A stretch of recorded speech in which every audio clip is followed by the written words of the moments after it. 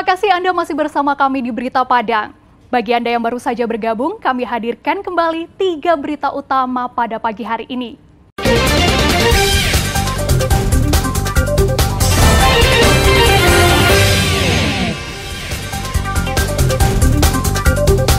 Pelajar membawa senjata tajam, terancam di penjara, kepala sekolahnya lepas tangan.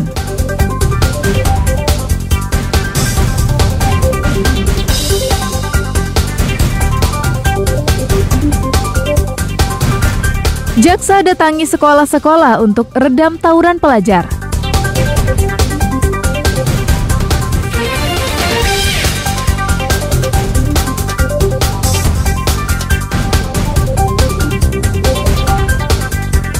Ruas jalan yang menghubungkan 2 kabupaten di Padang Pariaman, kondisinya sangat parah dan butuh perbaikan.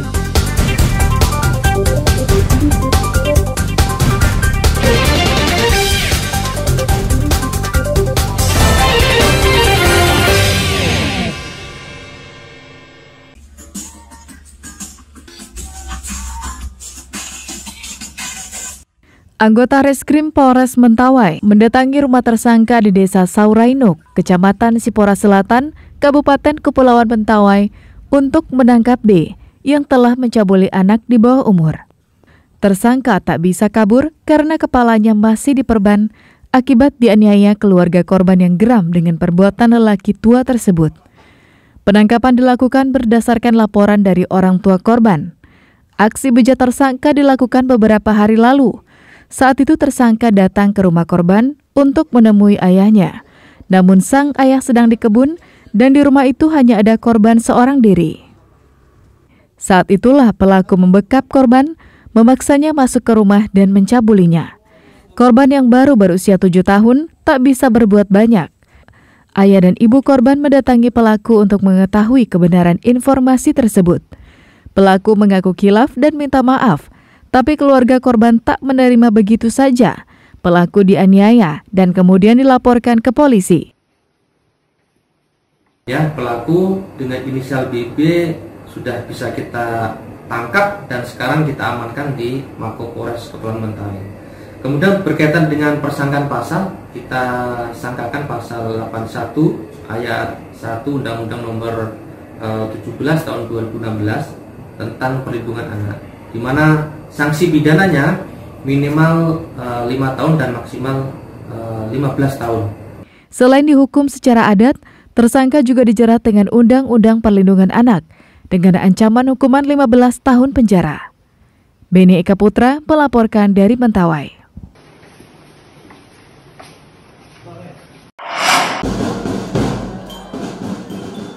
Seorang pelajar SMP Negeri 13 Padang dinyatakan sebagai tersangka kepemilikan senjata tajam oleh Polsek Kota Tangah Jumat pekan silam.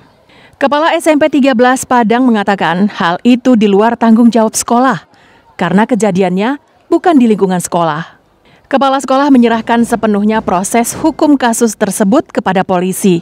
Yang dapat dilakukan kepala sekolah hanyalah memberikan nasihat kepada siswa yang lain agar tidak terlibat tawuran dan melanggar hukum. Kepala sekolah memastikan pelajar tersebut akan diberhentikan karena pelanggaran hukum yang dilakukannya. Ditangkap itu memang salah satu siswa kami yang bawa celurit. Dari SMP 13 1 dan dari SMP 15 ada 12 orang. Itu kemarin kami pergi ke Polsek Kota Tangah dan sampai hari ini anak itu masih ditahan. Sekolah tentu kalau sudah sampai ke pihak hukum kita serahkan lagi ke hukum. Kita bina ketika dia di sekolah dan kejadiannya kan di luar sekolah, di luar jam sekolah kami kan, itu kita serahkan lagi ke pihak hukum. Pekan lalu, seorang pelajar SMP 13 Padang ditangkap polisi di Kota Pulai, Kecamatan Kota Tangah karena membawa samurai. Polisi menangkapnya saat menunggu teman-temannya tawuran dengan sekolah lain di daerah Bypass. Robiha melaporkan dari Padang.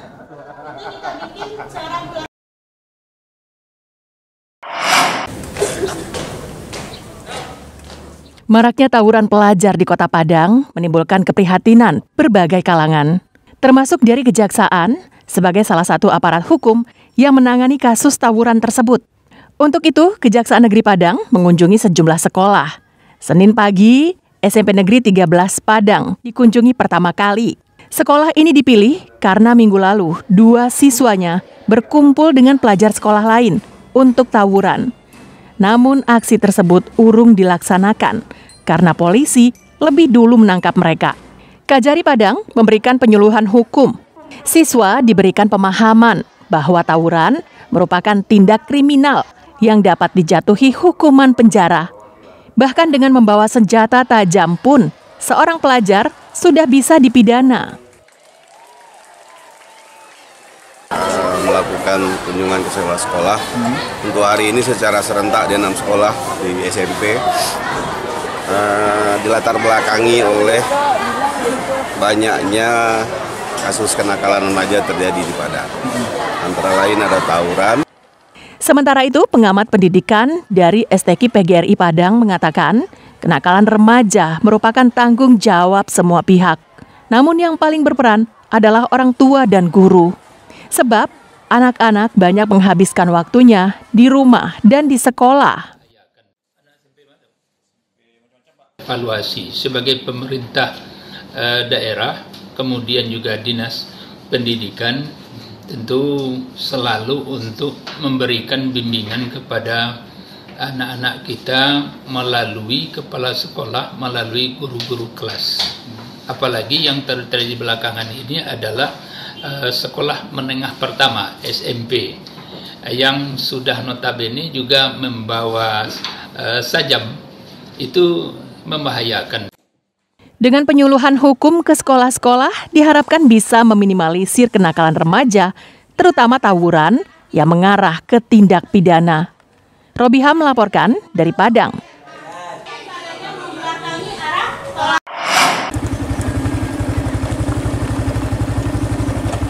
Ruas jalan Padang Baringin yang menghubungkan Kanagarian Tigo Koto Awa Malintang, Kabupaten Padang Pariaman dengan Kabupaten Agam, kondisinya sangat memprihatinkan. Jalan sepanjang 6 km ini sudah banyak menimbulkan korban karena terjatuh dari kendaraan. Seperempat abad lalu, jalan ini dibuka warga dengan cara swadaya. Hingga kini, jalan tersebut masih berupa jalan tanah dan belum diaspal pemerintah. Selain itu, badan jalan juga menjadi saluran air hingga menjadi selokan dan membentuk kolam kecil. Pengendara yang melewati jalan ini dituntut untuk ekstra hati-hati. Ini merupakan jalan terdekat yang dilalui warga untuk membawa hasil pertaniannya ke pasar terdekat. Namun jika hujan, jalan ini sangat berbahaya untuk ditempuh dengan sepeda motor. Jika hal ini terjadi, maka warga memilih berdiam di rumah atau berjalan kaki selama 2 jam. Kesulitannya jatuh jalan buruk. Terus? Kadang keluar tidak bisa hari hujan. Iya Pak. Biasanya bawa apa? Biasanya bawa hasil dari ladang. Kesulitan enggak, Pak? Kesulitan banget Pak. Jalannya kalau hari hujan ya kondisinya kayak gini. Becek. Meski telah dilaporkan berkali-kali ke pemerintah Kabupaten Padang Pariaman, namun kondisi jalan ini tak berubah sejak dibangun seperempat abad lalu. Semenjak jalan ini ada, sampai hari ini belum ada terjamah oleh pembangunan pengaspalan oleh pihak Kabupaten Padang Pariaman. Inilah keluhan ini sudah berlangsung lama, dan jalan ini setiap tahun selalu menjadi skala prioritas di tingkat musrembang di kecamatan. Kini warga dan aparat pemerintahan nagari setempat pasrah dan tak mau berharap dengan janji pemerintah Kabupaten Padang Pariaman.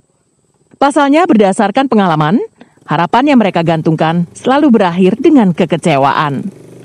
Eki Rafki melaporkan dari Padang Pariaman.